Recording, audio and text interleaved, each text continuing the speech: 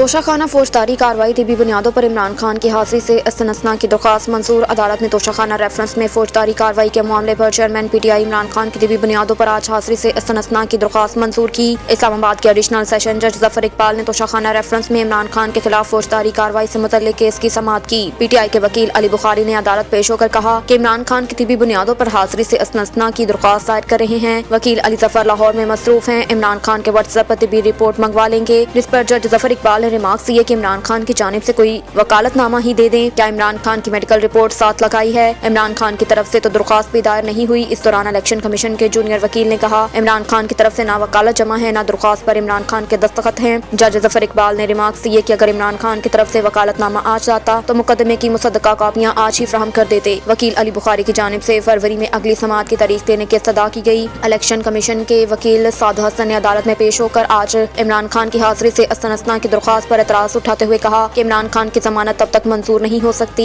जब तक वो खुद अदालत के सामने पेश नहीं हो जाते। आज अगर इमरान खान पेश नहीं होते तो वारंट गिरफ्तारी जारी किए जाएं। समाअत में वक्फे के बाद अदालत ने इलेक्शन कमीशन को केस की मुसद्दका कापियां फ्राहम करने की हिदायत करते हुए कहा कि इमरान खान को कापियां फ्राहम करनी है। इमरान खान का एक और केस भी है, उसको भी 31 जनवरी तक मुलतवी कर दिया। अदालत ने इमरान खान की आज हाजिरी से इस्तनसना की दरख्वास्त मंजूर करते हुए अगली समाअत पर हाजिरी के लिए इमरान खान को नोटिस जारी कर दिया। इलेक्शन कमीशन के वकील ने इस दौरान कहा कि क्या इमरान खान के नाकाबिले जमानत गिरफ्तारी वारंट जारी किए या काबिले जमानत, जिस पर अदालत ने रिमार्क्स दिए इमरान खान के वारंट गिरफ्तारी के हवाले से भी देख लेंगे। बाद अदालत ने 31 जनवरी तक केस मुलतवी कर दिया।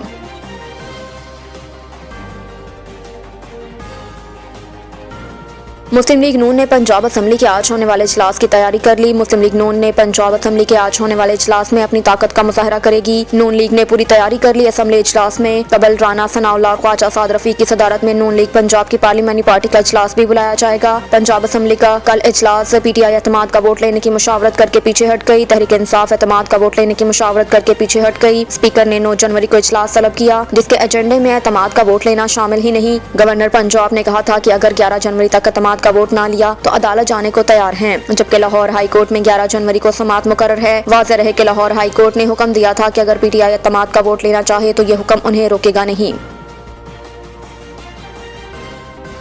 कराची में बल्दियाती इलेक्शन के लिए इंतखाबी मुहिम जोर पकड़ने लगी। कराची में 15 जनवरी को होने वाले बल्दियाती इलेक्शन के लिए इंतखाबी मुहिम जोर पकड़ने लगी। गुज़श्ता रोज पीपल्स पार्टी की जानिब से बिलावल हाउस से स्टार गेट तक इंतखाबी रैली निकाली गई। रैली से खिताब करते हुए सूबाई वजीर सईद गनी का कहना था, कराची से पीटीआई का सफाया हो चुका, शहर का अगला मेयर पीपल्स पार्टी का ही होगा। पीटीआई के तहत खवातीन कन्वेंशन से मरकजी रहनुमाओं ने खिताब किया। असद उमर ने कराची को हुकूक दिलाने का अज़म दोहराते हुए कहा कि 15 तारीख को बल्ले पर मोहर लगानी है ताकि कराची का मेयर भी पीटीआई का हो। जमात इस्लामी की जानिब से बाग जना में जलसा किया गया, जिसमें हाफिज नईमुल रहमान ने एक बार फिर बल्दियाती इलेक्शन फौज की निगरानी में करवाने का मुतालबा करते हुए कहा कि जोड़ तोड़ का अमल बंद करके शहरियों को नुमाइंदे मुंतखब करने का इख्तियार दिया जाए।